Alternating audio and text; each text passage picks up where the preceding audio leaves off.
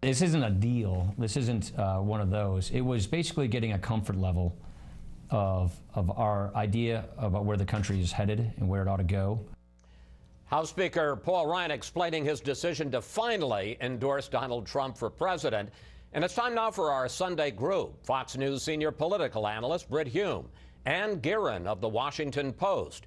GOP strategist Karl Rove and Charles Lane, also from the Washington Post. Well, Brit, I think it's fair to say that Ryan's endorsement of Trump could not have been more tepid. There was no joint appearance. There was no talk about campaigning together. And since then, he's already called out Trump for his attack on that judge in the Trump University case. So what does the endorsement mean for Trump, for Ryan, and for Ryan's goal of trying to hold on to the House Republican majority? Tepid though it was, it does signify the desire of Republican leaders and Republicans in general who are in politics to get behind Trump. And they're all looking for an excuse or a reason or a way to do that. And Trump continues to make it hard for them. I mean, no sooner does the Ryan endorsement come than the next day he makes, or approximately at that time, he makes this incendiary attack on this judge, which, you know, clearly bordered in the eyes of so many people on outright racism. And so next thing you know, there's Ryan saying, well, I don't want any part of that. You heard Newt Gingrich denounce it as well today as completely unacceptable. These are all people that are trying to move in Trump's direction. Trump has this splendid opportunity afforded by his earlier than expected locking up of the nomination to use the time to build his case against Hillary Clinton and to bring his party behind him. He seems to be squandering that opportunity by these outbursts that come that are out of phase with the idea of unifying his party and making him an appealing character to a larger base. As we've been saying, this week marks a kind of unofficial start to the general election campaign, with Clinton turning her full fire on Trump and Trump firing back. Here's a taste. I will leave it to the psychiatrist to explain his affection for tyrants. Do you really believe that Hillary is presidential? This is not presidential material. Chuck, who got the better of round one? Wow, I think the press, because we're going to have a heck of a campaign to cover. But listening to Hillary's, or her speech, which was an extended attack on his temperament and fitness for commander-in-chief, I thought it was very effective in reminding people who are concerned about those things. But my caveat would be that Jeb Bush tried the same tack against Donald Trump. Remember, he labeled him the chaos candidate and talked about how dangerous he was, and it fell flat. That's point one. And point two, Trump has a plausible rebuttal. He can say, she says I'm dangerous. She voted to send us into Iraq, and that didn't pan out. He picked on the actual aspects of her foreign policy record that, you know, let's face it, they're real weaknesses. So at the end of the week, I think what you see is a huge increase in the temperature, the heat around these issues, but I'm not sure either one of them, you know, made a whole lot of movement on the voters. And, you know, it is true, though, that the big weakness Trump has with independents and many Republicans is the temperament point. So I expect to hear more from her on that issue. Then there was word this week that a writer for the National Review named David French is actively, seriously considering an independent run for president as a conservative alternative to Trump. If, like me, you had never heard of David French, here's a clip. You know what happens when it's in the House of Representatives? There's other options, and Republicans will take that.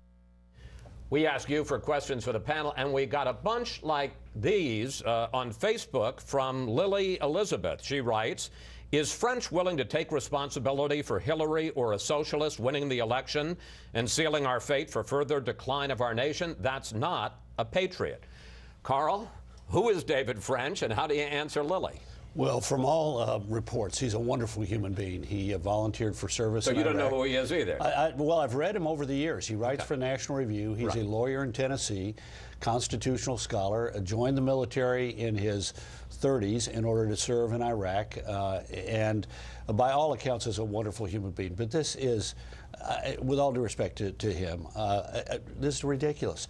The deadline is passed to be on the ballot in Texas as an independent candidate. How can a center-right independent candidate claim to be serious if the deadline has already been passed to be on the second most populous state, the biggest red state in the country, on the ballot? Tomorrow night at 5 o'clock. You need to submit your name and 5,000 qualified signatures to be on the ballot in Colorado. By the 19 days after that, you have to submit 90,000 names to be on the ballot in North Carolina. There's no chance in heck that he's going to be on the ballot. The suggestion that he made in that little clip there, and what we're hearing is he's not going to be the president, but conceivably he wins a few states, he throws it into the House of Representatives, and then the House can decide. Nobody who is on the ballot in a few states, not all the states, is going to be taken seriously as a candidate, and this is an electoral college situation. You can get, like Ross Perot got 19% of the vote, he got 0 electoral college votes. This is, I don't want to say a fool's errand, because this is a smart, able man, but this is ridiculous, and we ought to stop. So when Lilly says that he's just going to stop Trump and give the election to Hillary Clinton? Well, I'm not certain that he'll get more than look. If you don't want Hillary Clinton and you don't want Donald Trump, you've already got an alternative in the Libertarian Party that's on all 50 state ballots. I just don't see where this is going. This is not going to be a way to get it to the House of Representatives and cause something else to happen. This is not, you know, what was it, 1824 when we last went to the House of Representatives? I mean, this is just simply not going to happen. Another development this week was the dramatic escalation in the protests against Trump outside his rallies, attacks on Trump supporters as they left the rallies. We discussed this with Speaker Gingrich, and Hillary Clinton denounced the violence, but is her camp worried that, as Gingrich said, that this is going to have a backlash and it actually could help Trump, not hurt him? Yeah, I mean, she said she denounces it no matter where it came from. She has denounced violence previously inside Trump rallies, outside Trump rallies, and in this case, no matter the origin, she's denouncing anti-Trump violence. I think they are concerned that there's a potential for it to look like it was orchestrated by Democrats and those supporting, more likely to support her even if they're not actually politically active. These groups outside it's still not really totally clear who was protesting what, but anytime you have egg throwing on being passed around on YouTube, exactly, that draws unwanted attention to the kinds of voters outside who are protesting Trump, and that's not something they want. Brit, if these violent demonstrations continue, and there's every reason to believe that they will, against Trump and against his supporters in Cleveland at the convention during the general election campaign, what effect do you see it having? Helps Trump. Helps Trump. Helps Trump. Do you agree with Gingrich that it's 1968 and people are upset at? Well, it remains to be seen, but you can't rule it out. I mean, you know, the security situation in Cleveland is going to have to be extremely intense in order to resist this kind of thing.